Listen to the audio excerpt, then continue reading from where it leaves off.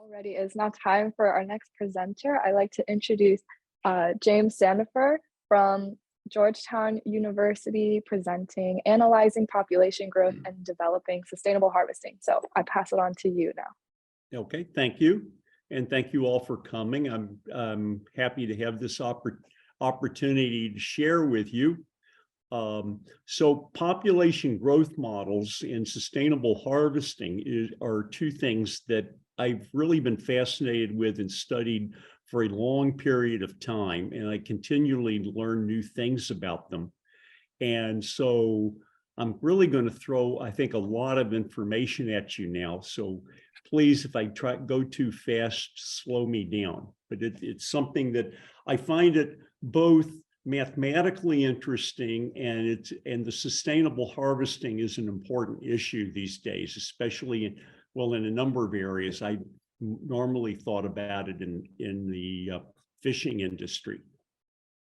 And let's see here. Okay, so these are some ideas on density-dependent population models. And those of you that know of my work, I've really focused most of my career on discrete mathematics. And so we'll start off with a discrete model of population growth. So here we've got a fixed interval of time h, and what this equation really says is that the change in population is proportional to the time increment, the per capita growth rate, R, which is a function of the population density, and the population itself. Now, some species, it's more appropriate to use a discrete model. For example, if they have mating seasons. Other species, it may be more appropriate to use a continuous model. So to develop the continuous model, we just subtract P of t from both sides, divide by h, and then take the limit as h goes to 0. And I like, if I'm doing differential equations with students, I like to set it up this way because I think many of them don't know where the derivative comes from. And I think this also reinforces students' understanding of why we stress the definition of the derivative so much. So if we do that, this gives us the differential equation, P prime equals R with P. So now the question would be, what functions R would satisfy a population model? And I'm going to start off talking about a compensation model. So compensation population models, we assume there's some intrinsic growth rate which would occur when the population is near 0. So we'll let it be B. It's decreasing because as the population increases, there's less resources available per individual. And then there's a carrying capacity. And I'm going, at the carrying capacity, the per capita growth rate would be 0. And so I'm going to assume the carrying capacity is 1 unit of the population. Now, most people are familiar with the model of this, the logistic equation, which satisfies these three conditions, but it has a linearly independent, a linearly decreasing per capita growth rate. And there's nothing about population growth that says the per capita growth rate should be linear. In fact, my argument is it shouldn't be. The problem with people, if you've worked any with the logistic equation, is since it's linear, it goes past -1, which would say more than 100% of the population is dying. Now, for a continuous model, that might not be important because that would be the rate. But since most species satisfy really a combination of discrete and continuous, I think having a per capita growth rate less than -1 does not make sense. So I make this important fourth assumption that as the population increases, the per capita growth rate levels off at -1. Now, we might ask, what functions would satisfy these conditions? Well, we can draw in a couple of graphs. One would be a function, here's on the left one that's concave up, or it could have a point of inflection. Now, the concave up, people tend to use these per capita growth rates for what they call species that exhibit contest competition. And that is that the individuals in the species have varying abilities to find resources. This might be one where there's a hierarchy in the species. If you watch there's a Disney movie called Monkey Kingdom that shows a good example of this. It could be a species where the young are slower and less able to hunt, or the older males, species where the older males have larger territory. So in such species, as the population grows, the lower group will drop off quickly, and then you get this concave up function. On the other hand, you might have a species that exhibits scramble competition. And in scramble, we would think most of the individuals have equal ability at getting resources. So as long as there's plenty of resources available, the per capita growth rate remains relatively horizontal. But then as you start increasing toward the carrying capacity, there's a rapid drop off, giving you this point of inflection. So there's two types of functions we could model it with. I will just discuss one of them here, a rational function. Exponential functions work well also. So we're going to go through our conditions. So the condition that says R of 0 is equal to B implies equivalent to A1 is B and A3 is 1. So that would give us this function. And the fact that R of 1 is 0 says that A2's got to be minus B. So we get this function. And then the limit as being minus 1 says the two exponents need to be the same, and A4 needs to also be B. So if we're using a rational function, this is what it's got to be. Now, we take the derivative. So I've only shown the three conditions. So if we take the derivative, you see that it is negative. So it is decreasing. So this would satisfy a compensation model. Now, if we take the second derivative, and this is something I would have students do. I mean, if they've taken calculus, so they should be able to do this relatively easily. And we note that everything here is positive except possibly this one term.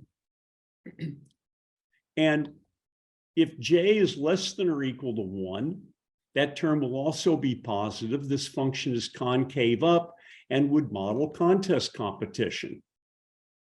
If j is greater than 1, then you can easily see there's a point of inflection. The 1 minus j is going to be negative. And for small values of b, that will be close to 0. And so there's a point of inflection at this particular value, and it would model scramble competition. Just as an aside, as I find this mathematically interesting, if you have students take the limit as j goes to infinity is 1, saying the point of inflection approaches the carrying capacity. And I had originally said, oh, it increases to the carrying capacity, and that's wrong. If b is greater than 1, if the intrinsic growth rate is greater than 1, it increases to 1. But if b is between 0 and 1, it increases past 1 and then decreases back to 1. So I just found that sort of interesting. Now, so here's our model using this growth rate. And the discrete form of it was first written about by Beverton and Holt with j equal 1, and then Maynard in 57, and then Maynard-Smith Slatkin wrote about it in 73 with j really greater than 1. And the reason for the two different things, Beverton and Holt were modeling a species exhibiting contest competition, and Maynard-Smith Slatkin were modeling a species exhibiting scramble competition. Now that we have this equation, how do we analyze it? And there's sort of three approaches. So the first approach, we might try to find a solution. So let's just do it for the simple case, J is 1. We do separation of variables. We apply partial fractions. We integrate, we get two logarithms, we combine them. We get this equation, which involves the solution, but it really doesn't tell us anything about what's happening. So in my own opinion, solutions are overrated. They often don't, we either can't find them or they don't tell us anything. Bravo. You might try Let me just share that. yes, you might try this with J equal 2, because then you get an even more complicated function on the left. And students can easily see if we increase the J value, the partial fractions is going to be miserable and you're not going to learn anything. So we'll go to the second approach, which just a quick review, and I think two other people have talked about it, phase line methods. So if we have this differential equation, points where f of p is 0 are constant solutions. If your p of 0 is in an interval where f of p is positive, then the solution will be increasing. And if it's in intervals where it's negative, it'll be decreasing. So we can write those with a line below with arrows going in the appropriate direction. So in this particular case, A would be unstable, solutions going away from it. B would be stable, solutions are approaching it. And C, and this is important to consider these, C is semi-stable from above. That solutions starting above C will drop down to it and below C will decrease down to B. So let's apply this to our model. And what I'm going to do, you have to look at it with even and odd exponents. And I'm only going to do the even case. So that's why I'm using 2J instead of J.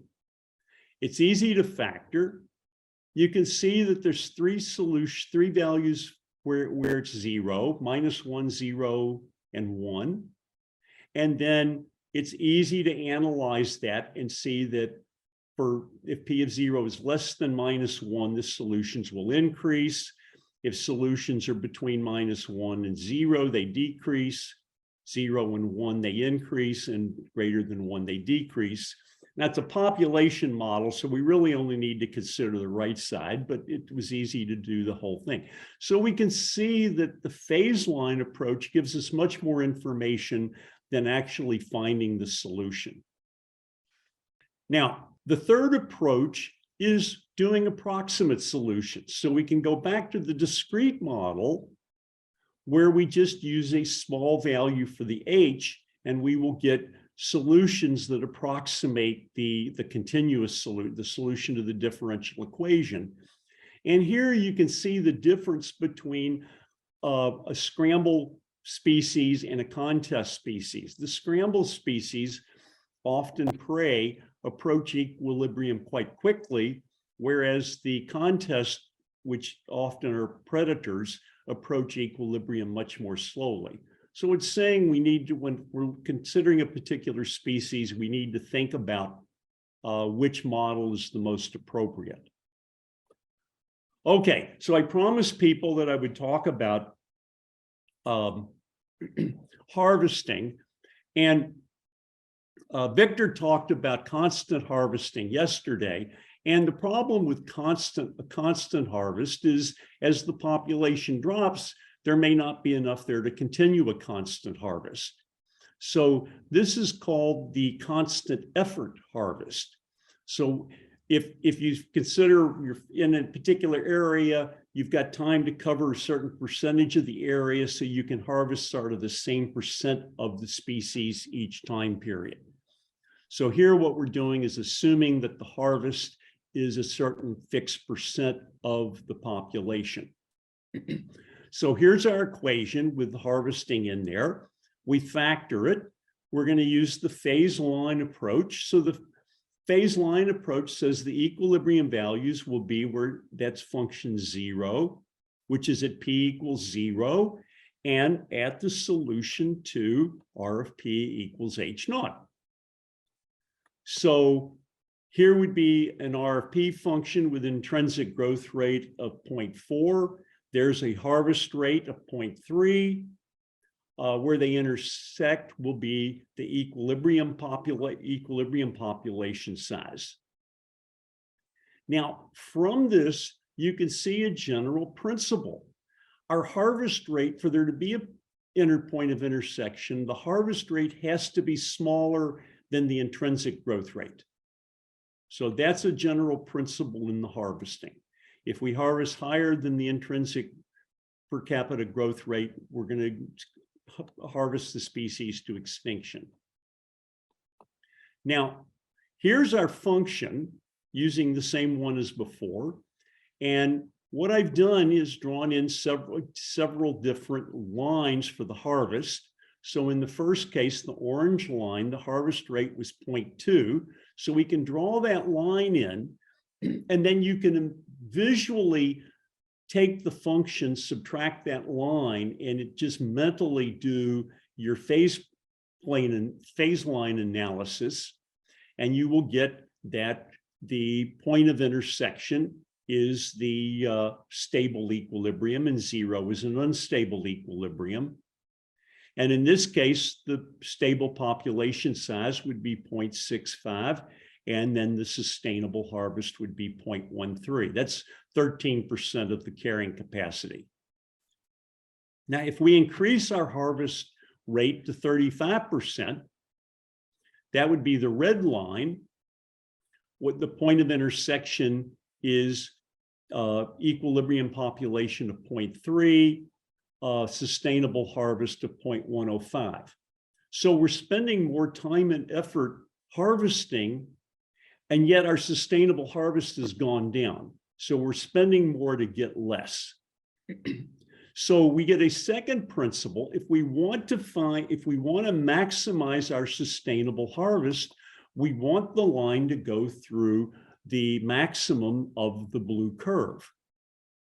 So if you can find the maximum of the blue curve, here it's doing it the reverse way. It's 0.46, 0.135, telling us our maximum sustainable harvest is 0.135. And then by dividing the two, we find the rate of harvest that would result in the maximum sustainable harvest. Now, the other thing you can see here is as you increase the harvest rate toward the intrinsic growth rate, the point of intersection drops and your equilibrium population size gets smaller and your harvest gets smaller. Now, let's apply that. So on the left, we have one of the functions for a contest competition, and that sort of looks like what we had before. The one on the right is a scramble competition, and a problem we see there is the rate of harvest that would maximize our sustainable harvest is very close to the intrinsic growth rate. So if we were trying to maximize our sustainable harvest for the scramble one on the right, we would be in danger, because if we overshot it a little bit, we could drive the function to the species to extinction. Some principles. So instead of fitting this to data, what I've tried to do is give students principles that can be used for policy decisions, things we have to understand can go wrong. So one is we have to harvest less than the intrinsic growth rate. The stable population size is the solution to this equation. The sustainable harvest would be the equilibrium population size times the harvest rate. And then we have this maximum, the rate that we can maximize our harvest. Now, I want to go on to something that I find even more interesting and important, are depensation models. Now, a depensation model, you might think of a species where if the population size is small, the per capita growth rate might go down. You could think of whales in the ocean. If it's too small, they might have trouble finding a mate. A herd of buffalo. If the herd is too small, they'll have problems defending themselves from predators. Predators that hunt in packs, if the pack is too small, they're less efficient in hunting. So you might have a per capita growth rate that increases, and I drew one in here, which is actually negative if the population drops too small. And so it has an intrinsic growth rate. In this particular case, I gave it an intrinsic growth rate of 0.4 at 0.6, and then it drops to 1 and goes to minus infinity. So you change your assumption, the first two conditions slightly. In such a case, your function R of P times P would look like the curve on the right. And now if we apply our argument about the harvest rates, so in the L1 would be a relatively small harvesting rate, and you get 3 points of intersection. One is the stable equilibrium. Again, you can do the phase line analysis in your head, hopefully. The middle point of intersection is the minimum viable population for that harvesting strategy, and then 0 becomes a stable equilibrium.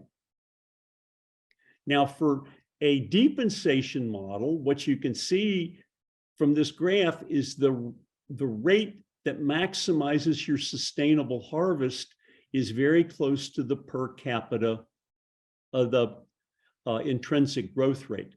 If you harvest at the intrinsic growth rate, you get line L3 that is tangent to the curve. And then if we increased it to L4, the population would start going to extinction.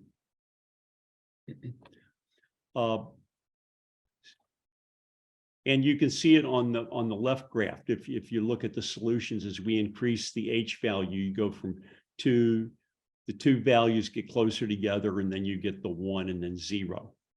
If you wanted to write such a function, it's just a translation and dilation of our previous model for even exponents.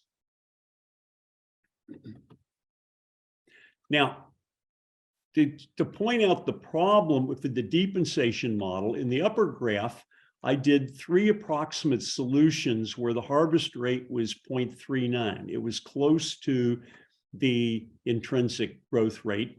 And you can see the 2 solutions converged, but the third one went to extinction. I increased the harvest rate to 0.41, and you see what happens is the population goes to extinction. So, and this is, Victor was showing an example of this yesterday. What you have here is a saddle node bifurcation. And all you do, you've got the equation. If you have your model, which I had before, you solve for P. We had it in terms of H. You solve for P in terms of H. You get these 2 equations, and you get the saddle node bifurcation, showing that if we increase our, I guess I did this one with a intrinsic growth rate of 0.9, you get that the species will go to extinction. It's actually worse than this. So here's the example again. So we're harvesting at a rate that is where P1, we've got this stable equilibrium. We're getting a sustainable harvest, and we decide to increase our harvest rate slightly to the level of L2. So when we harvest at that rate, P2 is where the population size is. But now that we're harvesting at this rate, the population decreases, given by the arrow pointing toward P3. So all of a sudden, after doing this for a while, we see that the population has decreased to 0.3, and we decided, well, we better go back to our previous harvest rate. So we dropped the rate back down to L1, which drops us back down to point P4. But now we're below the minimum viable population size, and the population continues to die out. And this is called the Allee effect. And this is an example of catastrophe theory, of a catastrophe, where we sort of went around from the stable point to below the unstable one. So I've thrown a lot at you in a brief period of time. Thank you. If you have any questions, you can email me at Georgetown. Hi, Jim. I'd like to pick up on the comment you made at one point about solving equations and things like that. What do you think about doing away with these formulas entirely and basically saying to students, why don't you just sketch what you think this RFP might look like? So that's nice in the beginning because they're actually visually modeling what they think it looks like. Everything you did without all the algebra can be done now just as easily. Yeah. And you've got a situation where there's a direct connection between what you're trying to say, and you're saying it visually rather than saying it with weird formulas. The solutions do have their place. If we had the linear model, we get the exponential solution. And if we did the phase plane, it would just be telling us the solutions are increasing, but it wouldn't be telling us it was increasing exponentially. There are times we actually want to find the value at some point in time, so we need the solutions. So, I think solutions have their place, but their place is taken up too much of the table so far. Well, on the other hand, you can begin by sketching things, and then you can say, okay, let's look at some data. And then if you're dealing with a function that you think of as being a nice sketch, but it's actually data driven, now all of a sudden you can get all the numerics you want. Mm-hmm. I think it just depends on your course. I think you're right in what you want the students to learn. So, but I know because I taught a lot of this material at the liberal arts level, and I would have, and so there I did exactly what you said. I taught them how to use spreadsheets and graph the functions in spreadsheets and be able to come up with some conclusions, and the students really loved it, and they didn't need a lot of mathematics to do it. Well, I would argue they're doing a lot of mathematics. They're just not doing algebraic manipulation. I totally agree.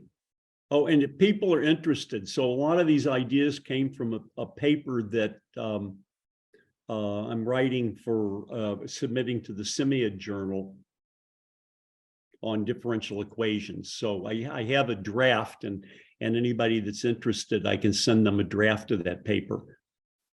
And in fact, if I do, I would appreciate any feedback that you could give me. I had a quick question.